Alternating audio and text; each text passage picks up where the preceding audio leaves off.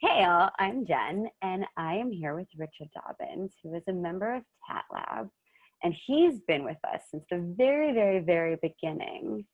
So, hi, Richard. Hey Jen, how you doing? Good. How you doing? I'm great. So, tell me how you joined Tat Lab. Well, I was getting the tat texts from John, and they were very helpful. I still get them, and I think they're pretty helpful. He goes like every week he has like a subject, and I can't remember if he put it in there or he sent an email, one or the other, about this new thing he was trying out, and I went to the very first part of it where he was just trying it out. And I tried out a couple of classes. I was like, this is pretty neat. I hope he keeps doing it. And he did. He ended up coming out and made it a little bit more permanent. And I've been going to as many groups as I can. Some of them really didn't speak to me, but that's kind of the beauty of it. Like if you get some that don't speak to you, then you can't go. And sometimes times are a little crazy or I get tired and I don't go, but I try to make it to as many as I can because it's really awesome. Very cool. Well, the reason that you were nominated to be our very first ever member spotlight is because when asking the instructors for recommendations, your name came up repeatedly.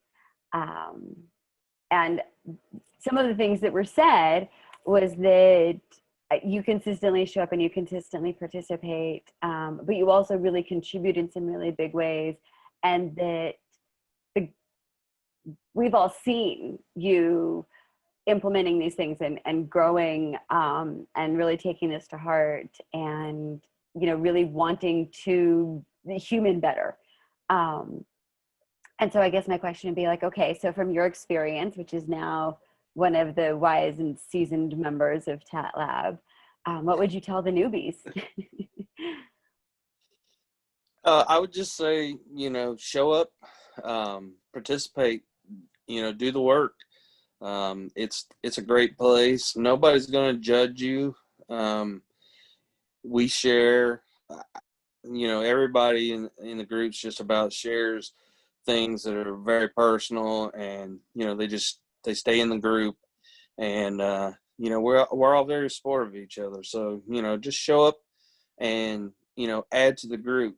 You get out of it what you put into it. So um, you know that's my suggestion. So true. What's been the highlight of your time in the lab? I make it sound like you're leaving. You're not leaving, but like so far up to this moment. It's not a graduation. I I have no plans to leave unless something major happens. We can just squash any of those rumors right now. Good. But anyway, um, I don't know. There's just been so many.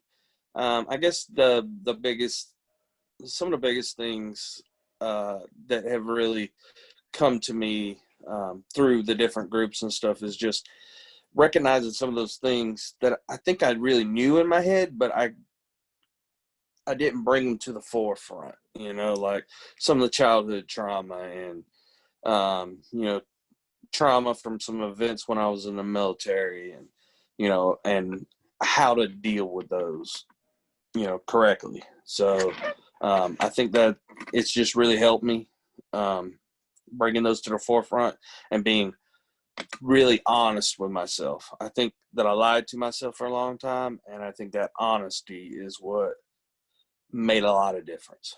So I can see that. Okay, so as an instructor, like I look at it, and one of the things that I think is really great about Tat Lab is that we all teach like these little pieces, right? And we all focus on different aspects. And one of the things that I like watching in class is where sort of all those pieces come together. So someone who attends a class on trauma, and then someone else goes through the astrology, and then someone else comes into mindfulness, and someone else does the giant check-in, and you see where it's all sort of coming together to form a bigger picture. But from the member standpoint, I mean, is that how it comes off? I mean, is that what you get to experience, or does it feel a little different? Yes. The all the most of the classes really complement each other. The two that I really, really think complement each other are trauma and codependency, at Mm-hmm. least for me, because we'll go to the codependency class, we'll be talking about something, and then the next trauma class, it won't be exactly the same thing, but they tie in together. Mm-hmm. And we were actually talking about this one day in drama class. We're like, it seems like everybody ties in this week. And, MC was like, we didn't plan it that way, but it just sort of happened. And it was like, that's awesome. So, Yeah. but yeah, you pick up bits and pieces from every different class you go to. And I think, I think not everything works for everybody, but I think when you can start getting all these little bits and pieces and all these people coming together and giving you suggestions and things that they've done that help them, it becomes an awesome and incredible tool. Yeah. That's so wonderful to hear. Um, okay, so you've been on the planet for more than a minute now.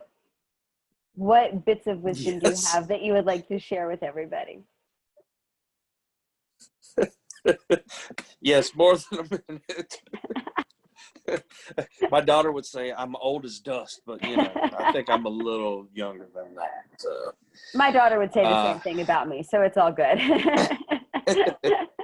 yes, she loves me, so I forgive her. But anyway, you know, it reminds me of when I was young, and I remember like when I was in my 20s, I was like, people that are over 30 are so old. I, Then you get to be 30, you're like, it's not that old. well, then it's like people who are Then you over get to be 50, 30, and you're then like, yeah, you get to 30, and it's like people over 40 are old. mm-hmm. And every year it just goes up. And finally, I think after I turned 40, I was like, you know what? It's all in your head. I always like that. But wisdom, I guess, yeah. The wisdom I think I would give people is I often didn't feel like I was very wise, and I think being in the labs, it it made me realize when I started interacting with a group and just sharing some things that happened to me or things that I found helped.